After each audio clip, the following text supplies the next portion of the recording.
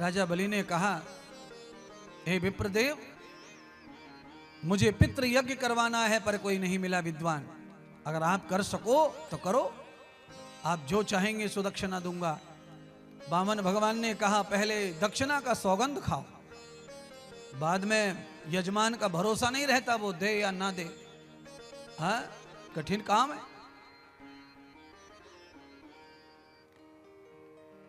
पहले दान करो।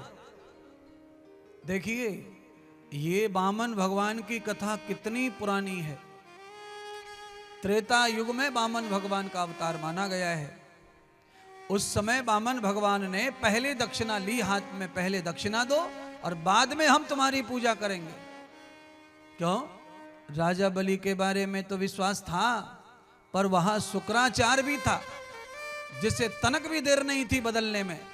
इसलिए वामन भगवान को मालूम था, इसे वामन को पता चल गया, शुक्राचार्य को ये मालूम हो गया कि मैं विष्णु हूं, तो ये फिर मुझे दक्षिणा लेने देगा नहीं और ये अपने चेला को बदल देगा।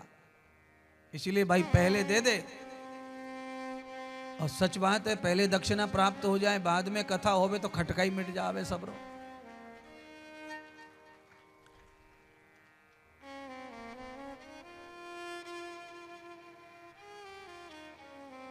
शुक्राचार्य जी के बारे में जो संशय हो रहा था वामन भगवान को, वो हकीकत में बदल गया।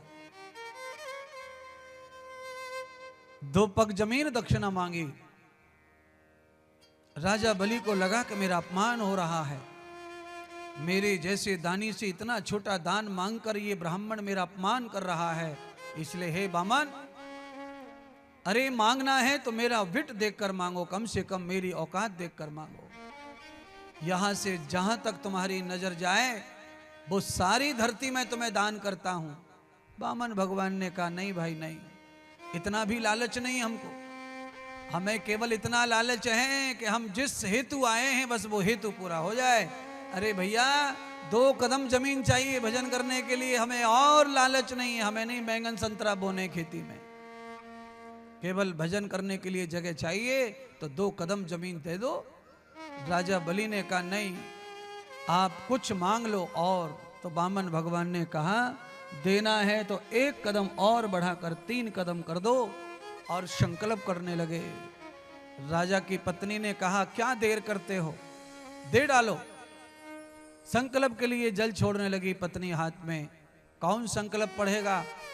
शुक्राचार्य ध्यान में चले गए। जैसे ही शुक्राचार्य जी ने ध्यान किया, ध्यान में आया कि ये वामन नहीं है, ये तो 4 हाथ वाला है। एकदम उछल के खड़ा हो गया शुक्राचार्य और राजा बलि को रोकने लगा। तेरे साथ में कपट हो रहा है, छल हो रहा है, ये वामन नहीं, ये विष्णु है, राक्षसों का, दैत्यों का दुश्मन है और ये तुम्हें ठगने आया है। इसे कुछ दान मत करो, छलिया है, ये कपटी है।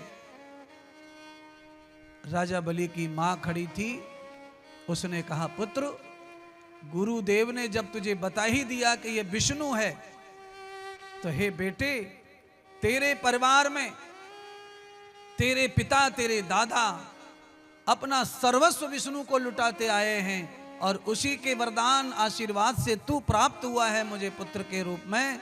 आज तुझे पता चल गया है कि स्वयं भगवान भिखारी बनकर तेरे द्वार आए हैं, तो तेरा सर्वस्व चला जाए पर तू उन्हें खाली हाथ मत जाने दे।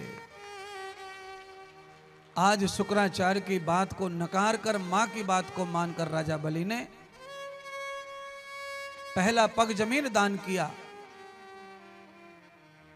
वामन भगवान ने सब एक ही कदम में नाप लिया धरती को। दूसरा कदम दान किया, पूरा ब्रह्मांड नाप लिया। तीसरा कदम, धरती क्या संसार में राजा बलि के पास कुछ शेष नहीं बचा।